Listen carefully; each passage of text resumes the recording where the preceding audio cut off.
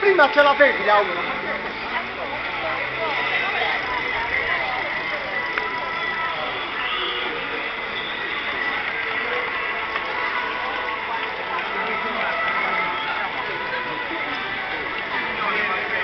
Vediamo se il balcone.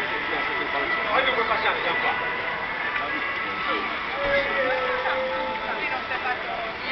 No, per le biciclette non va proprio bene. Bene, sì.